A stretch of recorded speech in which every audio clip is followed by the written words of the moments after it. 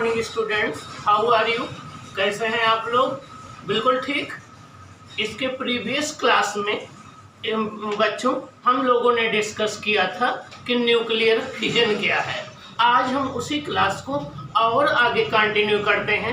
आइए देखें कि न्यूक्लियर फिजन क्या है, न्यूक्लियर फिजन कितने टाइप का होता है और उससे हम चेन रिएक्शन को कैसे रिलेट करेंगे। आइए हम देखते हैं। आज का टॉपिक हमारा है चेन रिएक्शन। ओके, क्या चेन रिएक्शन? जैसा कि नाम से ही क्लियर है कि चेन रिएक्शन, इसका मतलब ये हो गया कि वो न्यूक्लियर रिएक्शन जो स्टॉप ना होती हो, जो कंटिन्यूअस चलती रहती हो, जो अनकंट्रोल्ड मैनर में होती हो, उसी को हम क्या बोलेंगे? Chain reaction. आइए हम डिस्कस करते हैं। इसके पहले हम क्लास में हम लोगों ने न्यूक्लियर फिशन डिस्कस किया था। क्या किया था? न्यूक्लियर फिशन डिस्कस किया था। न्यूक्लियर फिशन में हमने आपको ये बताया था कि जब भी कोई एक हैवी न्यूक्लियस दो या दो से अधिक लाइटर न्यूक्लाई या इंटरमीडिएट न्यूक्लाई में ब्रेक हो जाता है, उसे हम न्यूक्लियर फिशन कहते हैं। Means the breaking of a heavy nuclei into intermediate nuclei is called nuclear fission. Means एक बड़े न्यूक्लियस का दो इंटरमीडिएट मास न्यूक्लाई में डिवाइड हो जाना और उसके साथ एक लार्ज अमाउंट में एनर्जी रिलीज होना न्यूक्लियर फिशन कहलाता है। ओके, हमने इसका एग्जाम्पल भी डिस्कस किया था कि जब 92 यूरेनियम 235 पर एक न्यूट्रॉन की बम्बारमेंट की जाती है तो वो 92 यूरेनियम 235 दो न्यूक्लियस में ब्रेक हो जाता है, जिनमें एक बेरियम होता है और एक क्रिप्टन होता है। आइए देखें ये न्यूक्लियर फिशन होता कितने टाइप का है। आइए देखिए, एक होता है कंट्रोल्ड न्यूक्लियर फिशन, एक होता है अनकंट्रोल्ड न्यूक्लियर फिशन। अब आप सोच रहे होंगे ये कंट्रोल्ड न्यूक्लियर फिशन क्या होता है? मींस एक ऐसा न्यूक्लियर फिशन जो कि कंट्रोल्ड मैनर में हो, जो हमारे कंट्रोल में हो, जिसको हम जिस रेट से चाहे उस रेट से फिशन हो, ऐसे न्यूक्लियर फिशन को हम लोग क्या बोलते हैं? Controlled nuclear fission. मींस वो न्यूक्लियर फिशन ये रिएक्शन जो कि हमारे कंट्रोल में होती है, जिसको हम जितना चाहे उतना फास्ट कर सकते हैं, जितना चाहे उतना स्लो कर सकते हैं, उसे हम कंट्रोल्ड न्यूक्लियर फिशन कहते हैं। और ऐसा कहां पर होता है? न्यूक्लियर रिएक्टर में होता है। कहां होता है? न्यूक्लियर रिएक्टर में होता है। अब आप सोच रहे होंगे न्यूक्लियर रिएक्टर क्या डिवाइस होती है? आगे हम इसके विषय में डिटेल में डिस्कस करेंगे। न्यूक्लियर रिएक्टर वो डिवाइस होती है जिसके अंदर हम कंट्रोल्ड न्यूक्लियर रिएक्शन परफॉर्म करते हैं। न्यूक्लियर रिएक्शन वो डिवाइस होती है जिसमें हम कंट्रोल्ड न्यूक्लियर रिएक्शन परफॉर्म करते हैं। ओके, आइए अब दूसरा क्या होता है? दूसरा है अनकंट्रोल्ड न्यूक्लियर फिशन। क्या है? Uncontrolled nuclear fission. Uncontrolled nuclear fission कहां पर होता है? एटम बम में। कहां होता है? एटम बम में। तो एटम बम जो बेस्ड है वो अनकंट्रोल्ड न्यूक्लियर फिशन पर बेस्ड होता है। अनकंट्रोल्ड जो न्यूक्लियर फिशन होता है वो हमारे कंट्रोल में नहीं होता है, वो अनकंट्रोल्ड मैनर में होता है और एक very huge amount of energy बहुत ही कम टाइम में निकलती है, जिसका रिजल्ट डिस्ट्रक्शन या विनाश होता है। 1945 में जापान के हिरोशिमा और नागासाकी पर आप लोगों ने अनकंट्रोल्ड न्यूक्लियर फिशन का रिजल्ट देख चुके हैं, ठीक ना? हम यही ईश्वर से प्रार्थना करेंगे कि आने वाले टाइम में कभी भी अनकंट्रोल्ड न्यूक्लियर फिशन जो है वो ऐसी सिचुएशन में वो ना आए, नहीं तो वो मानवता के लिए बहुत ही हानिकारी होता है। आइए देखें, अब हम बात करते हैं अनकंट्रोल्ड न्यूक्लियर जो फिशन होता है, इसी को एक तरह से चेन रिएक्शन भी कहते हैं। क्या कहते हैं? चेन रिएक्शन कहते हैं। चेन रिएक्शन को हम लोग श्रृंखला अभिक्रिया कहते हैं। मींस एक ऐसी न्यूक्लियर रिएक्शन जो एक बार स्टार्ट हो जाए तो कंटिन्यूअस लगातार होती रहे, उसे हम कहते हैं अनकंट्रोल्ड न्यूक्लियर फिशन या चेन रिएक्शन बोलते हैं। आइए देखिए चेन रिएक्शन को हम एक्सप्लेन कैसे करते हैं। चेन रिएक्शन को एक्सप्लेन करने के लिए देखिए, ये आपका यूरेनियम 235 न्यूक्लियस है। क्या है? यूरेनियम 235 न्यूक्लियस है। यहां पर हमने क्या किया? एक न्यूट्रॉन की बम्बारमेंट किया, एक न्यूट्रॉन की बम्बारमेंट किया। ये यूरेनियम 235 इस न्यूट्रॉन को एब्जॉर्ब कर लेगा, एब्जॉर्ब करके ये दो प्रोडक्ट में कन्वर्ट हो जाएगा। एक होगा 56 बेरियम 141, एक होगा 36 क्रिप्टन 92। इन दोनों डाटर न्यूक्लियस के साथ साथ 3 न्यूट्रॉन्स प्रोड्यूस होंगे। ये देखिए 1 2 3, तो मीन्स जब एक यूरेनियम 235 न्यूक्लियस का फिशन होगा तो उसके साथ 3 न्यूट्रॉन्स प्रोड्यूस होंगे। ये देखिए तीनों न्यूट्रॉन ये शो किए गए हैं। अब ये जो 3 न्यूट्रॉन्स होते हैं ये आपके फास्ट न्यूट्रॉन होते हैं जिनकी एनर्जी 2 मिलियन इलेक्ट्रॉन वोल्ट होती है। और इन तीनों न्यूट्रॉन में से अगर एक न्यूट्रॉन को हम स्टॉप कर लें, इस वाले न्यूट्रॉन को आगे बढ़ने से हम क्या कर दें, स्टॉप कर दें, ये आगे न्यूक्लियर रिएक्शन ना करने पाए, तब भी हमारे पास 2 न्यूट्रॉन बचेंगे। ये दोनों न्यूट्रॉन जब आगे बढ़ेंगे तो ये अगले यूरेनियम 235 के द्वारा एब्जॉर्ब हो जाएंगे, ये अगले यूरेनियम 235 के द्वारा एब्जॉर्ब हो जाएंगे। अब अगला यूरेनियम 235 ये फिर जो है बेरियम और क्रिप्टन में डिवाइड हो जाएगा, उसके साथ फिर 3 न्यूट्रॉन बनेंगे। ये बेरियम और क्रिप्टन जो प्रोडक्ट बनाए जरूरी नहीं कि यही बने, और भी प्रोडक्ट बन सकते हैं, उनका ये एक एग्जाम्पल है बेरियम और क्रिप्टन। अब आगे आपके फिर 3 न्यूट्रॉन्स निकल रहे हैं।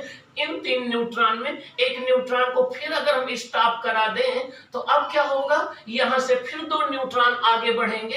ये न्यूट्रॉन इस यूरेनियम 235 का फिशन करेगा, यहां से बेरियम और क्रिप्टन बनेंगे, फिर 3 न्यूट्रॉन्स प्रोड्यूस होंगे। और ये जो न्यूट्रॉन है ये अगले यूरेनियम 235 का फिशन करेगा, यहां से फिर बेरियम और क्रिप्टन बनेंगे, इसके साथ 3 न्यूट्रॉन्स प्रोड्यूस्ड होंगे। और यहां से जो ये 3rd न्यूट्रॉन है ये जाकर के दूसरे यूरेनियम 235 के द्वारा एब्जॉर्ब होगा, यहां से फिर बेरियम और क्रिप्टन बनेंगे, फिर 3 न्यूट्रॉन्स आपके एमिट होंगे। इन तीनों न्यूट्रॉन में अगर हम एक को स्टॉप कर दें, आगे ना बढ़ने दें, तब भी 2 न्यूट्रॉन जो है ये जाकर के आगे फिर यूरेनियम 235 का फिशन करेंगे, यहाँ से हमारे बेरियम क्रिप्टन बनेंगे और 3 न्यूट्रॉन्स प्रोड्यूस्ड होंगे। और इस वाले यूरेनियम एटम से बेरियम क्रिप्टन प्रोडक्ट बनेगा, फिर 3 न्यूट्रॉन्स यहाँ से प्रोड्यूस होंगे। ये तीनों न्यूट्रॉन जाकर के फिर 3 यूरेनियम एटम का फिशन करेंगे, वहां से 27 न्यूट्रॉन्स निकलेंगे। यहाँ से ये 3 न्यूट्रॉन जाकर के फिर 3 यूरेनियम एटम का फिशन करेंगे, वहां से 27 फिर न्यूट्रॉन प्रोड्यूस होंगे। यहाँ से ये 3 न्यूट्रॉन जो है ये फिर जाकर के 27 यूरेनियम एटम का फिशन करेंगे।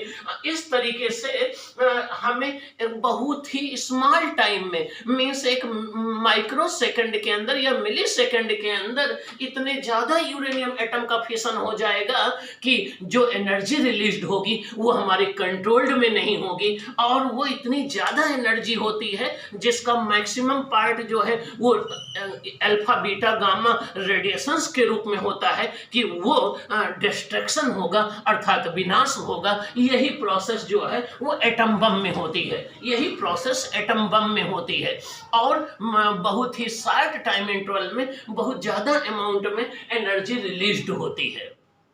इस तरीके से जो रिएक्शन कंटिन्यूअस आगे बढ़ती रहती है और अनकंट्रोल्ड मैनर में होती है, उसी को हम बोलते हैं अनकंट्रोल्ड चेन रिएक्शन, या इसी को बोलते हैं हम चेन रिएक्शन। तो चाहे आप अनकंट्रोल्ड न्यूक्लियर फिशन बोलो या चेन रिएक्शन बोलो, तो अब चेन रिएक्शन को आप लोग डिफाइन कर सकते हैं ना, समझ में आ गया? आइए देखें कैसे डिफाइन करेंगे।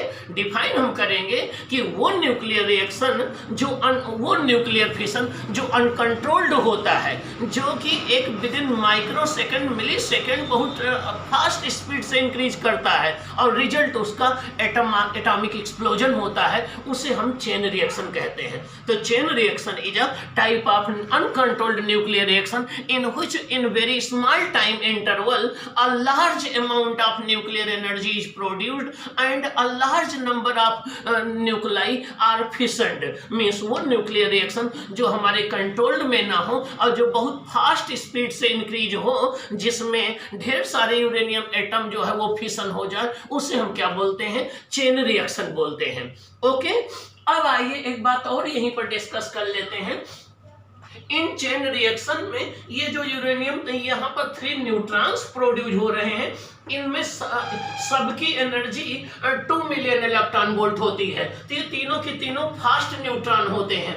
अब जो यूरेनियम का हम साइज लेते हैं, मीन्स किसी एक सिंगल एटम का तो फिशन होता नहीं, फिशन करने के लिए हमें एक जो है मास लेना पड़ता है। अब एक बात, दो वर्ड और मैं आपको एक्सप्लेन कर दूं।